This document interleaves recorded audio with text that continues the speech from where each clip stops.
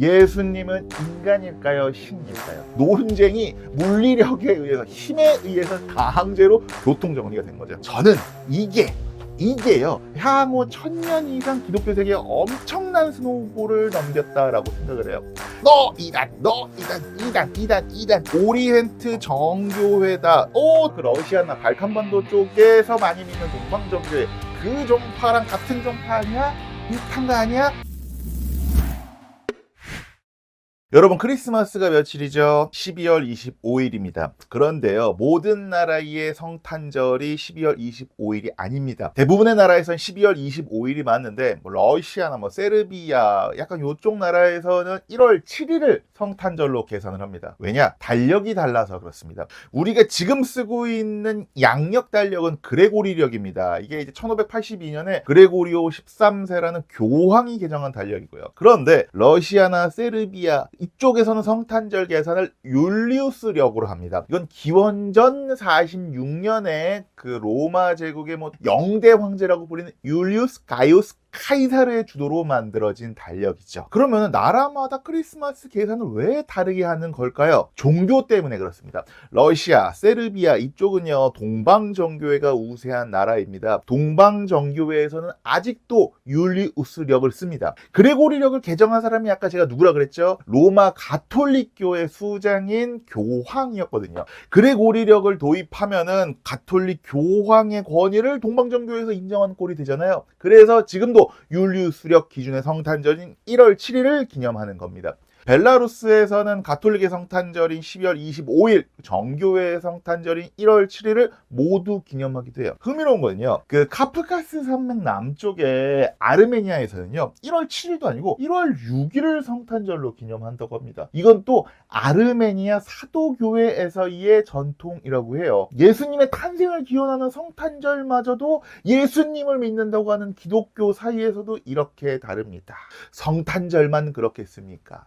우리가 생각하는 그리스도교, 기독교 하면은 가톨릭, 천주교죠. 개신교, 정교회 요 정도입니다. 하지만 개신교에서도 루터교, 장로교, 침례교, 감리교, 성결교, 성공회 등등등등등등 정말 많죠. 그리고 정교회 안에서도요, 러시아 정교회 따로 있고, 콥트 정교회 따로 있고, 에티오피아 정교회 따로 있고, 세르비아, 불가리아, 루마니아 정교회 다 따로 있다라고 나와 있습니다.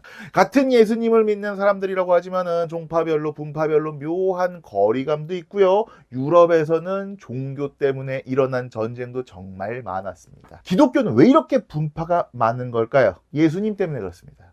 예수님은 인간일까요? 신일까요? 예수님을 우리 같은 인간이라고 하기에는요, 성모 마리아가 처녀로 잉태를 했잖아요. 그리고 죽은 뒤에 사흘 만에 부활하셨다고 하잖아요. 그러면 예수님이 신이야? 아니, 나 이외에 다른 신을 섬기지 말라 라고 유이신께서 말씀하시지 않았습니까? 십계명이랑 충돌을 해요. 그래서요, 로마 제국에서 기독교를 공인하기 전부터요, 기독교 안에서는 이 예수님이 인간이냐 신이냐 등등을 가지고 굉장히 복잡하게 논쟁이 이루어집니다. 그리고 여기에 정치가 개입을 합니다.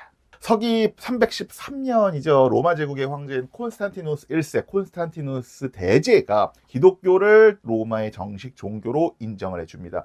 앞서 1편에서도 말씀을 드렸지만은 황제 본인도 어느 정도 기독교에 대한 믿음이 있었지만 혼란한 제국을 정식적으로 통합할 만한 하나의 정치적인 사상적인 파트너로 이 기독교를 픽한 성향이 굉장히 강합니다. 그렇게 기독교를 픽해서 공인해주고 후원해줬는데 생각보다 기독교가 뭔가 자기들끼리 너무 복잡한 거예요. 막 교리 논쟁 엄청 하고요. 심지어 3세기쯤에는 교리 논쟁 때문에 막 암살 사건도 벌어졌다고 해요.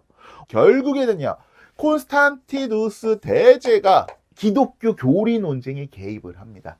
복잡한 교리를 단순하게 통일을 해야지 교회 조직도 일사불란해지고 제국도 좀 안정적으로 운영을 할 수 있지 않겠습니까? 그래서 서기 325년이죠. 공인을 하고 한 10여 년 후에 아나톨리아 반도에는 니케아, 아마 니케아의 황제가 있었을 거예요. 이 니케아라는 도시에 주교들, 성직자, 고위 성직자들 다 소집해서 종교회의를 엽니다. 이게 니케아 공의회예요. 여기서 공의회라고 하는 거는요, 그러니까 교회 지도자들의 회의다라고 생각하시면 돼요.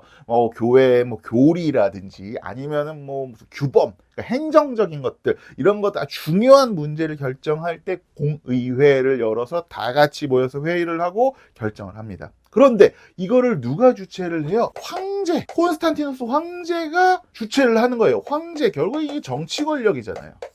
저는 이게요, 향후 1000년 이상 기독교 세계에 엄청난 스노우볼을 넘겼다라고 생각을 해요. 기독교 세계에서는요, 이후 1000년 넘게 정치와 종교가 분리되지를 못해요. 많은 세계 종교들이 자신들의 권위가 한참 높을 때는 자연스럽게 정치에 개입하는 안 좋은 모습들을 보이곤 합니다. 그런데 기독교 세계에서는 그게 그냥 상수예요. 교황이 영토를 갖거나 또는 한 나라의 왕을 대관식을 열어주고 인정을 해주는 이러한 관행들이 이때부터 시작이 된 거죠. 그러다가 이제 이슬람이 만들어지고는 아예 이슬람에서는 종교 세력이 막 제국을 만들긴 하지만, 아무튼 이렇게 황제의 개입 이후에요, 정통 교리가 만들어집니다. 사실상 이 전통 교리, 논쟁이 물리력에 의해서, 힘에 의해서 다항제로 교통 정리가 된 거죠. 콘스탄티누스 대제가 주최한 니케아 공의회, 그리고 테오도시우스 1세가 주최한 콘스탄티노폴리스 공의회를 거치면서요, 4세기 동안요, 하느님의 성부적과 예수, 성자는 동일한 본질을 지녔다. 그리고 이 하느님은 성부와 성자, 그리고 성령, 하나님의 사랑, 복음, 이런 겁니다. 이런 거에 세 개의 위격을 가진다, 위격을 갖는다 라고 하지만 그게 하나의 실체라는 점에서 결국에는 이것들은 다 동일하다. 이게 이제 삼위일체, 요게 이제 교리의 핵심이 정해지는 겁니다. 이게 무슨 말이냐고요? 저도 비신자라서 잘 모르겠습니다. 이 이야기를 쉽게 설명해 주실 수 있는 분들은 댓글로 남겨주시면 감사하겠습니다. 자, 요렇게 정통교리가 만들어졌습니다. 이 정통교리랑 다르면 이단이 됩니다. 아리우스라는 성직자는요, 예수는 모든 피조물 중에서 가장 높은 분이지만 결국에는 피조물에 불과하다라고 하면서 예수님의 인간성, 그러니까 여기서 인간성이 성격을 말하는 게 아니라 인간으로서의 성격, 인성을 지나치게 강조하다가 이단이 됩니다. 그리고요, 네스토리우스라는 성직자는요, 예수의 인성과 신성은 분리가 되어 있다. 결국에는 이게 하나가 아니라 분리되어 있는 거야. 예수님이 어머님 있지, 마리아를 왜 이렇게 공경하는 거야? 아니, 마리아는 신의 어머니가 아니야, 그리스도의 어머니일 뿐이야 라고 주장을 하다가 또 이단이 되어버립니다.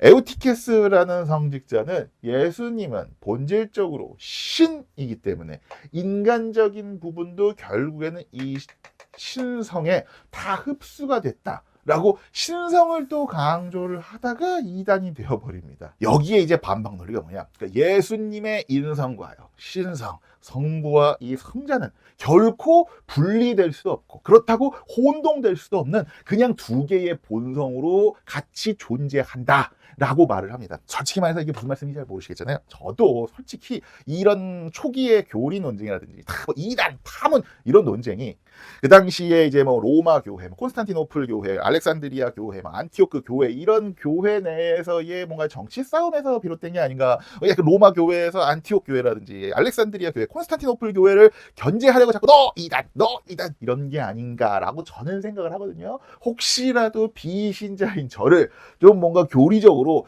이 이단 논쟁에서 좀 쉽게 설명해 줄 수 있는 분은 댓글로 남겨주시면 제가 하트 보내드리도록 하겠습니다. 그런데 문제는요, 교회 지도부에서, 그러니까 중앙교회에서 이렇게 다른 주장을 다 이단이라고 단죄했다고 이 주장들이 완전히 사라지는 게 아닙니다. 교회 지도부에서 다른 주장을 이단으로 단죄했다고 이 주장들이 완전히 사라지는 게 아닙니다. 소수 종파로 남아서요, 나름의 세력을 계속 확장을 해요. 아까 말씀드렸던 그 아리우스파 있죠, 인간성을 강조했던 피조물에 불과하다라고 말했던 이 아리우스파는요, 로마 제국 동쪽에 있는 게르만족으로 막 전도를 해요. 그리고 네스토리우스파 같은 경우는 로마에서 탄압을 좀 세게 받아요. 그래서 동쪽으로 가서 나중에 중국 당나라까지 갑니다. 그래서 거기서는 경교라는 이름을 얻고 포교 선도 활동을 해요. 그리고 예수님의 인성은 결국에는 신성에 흡수됐다 라는 걸 이제 우리가 단성론이라고 하거든요. 그러니까 인성과 신성은 하나로 합체됐다라는 이 단성론을 주장한 사람들은요, 중동 지역에서 큰 세력을 얻습니다. 그러니까 단성론을 따르는 이들의 후예가요, 지금도 있는 이집트의 콥트 정교회, 에티오피아 정교회, 아르메니아의 주도 세력이 이제 아르메니아 사도교회, 시리아 정교회 등등이에요. 그리고 이들 한데 묶어서 뭐라 그러냐면은 이제 오리엔트 정교회다. 여기서요, 아닙니다. 전혀 다른 교회 조직입니다. 이 오리엔트 정교회 같은 경우는요, 나중에 제가 말씀드린 로마 가톨릭이랑 동방정교회가 분리되기 전부터 기존 교단이랑 아예 분리된 종파인 거예요. 지금은 중동 지역이 이제 이슬람화 다 돼버렸긴 했지만, 이슬람이 발흥되기 전에, 이슬람이 뭐 600년대에 만들어졌으니까 그 전까지는 이 오리엔트 정교회가 중동의 주류 종교였습니다.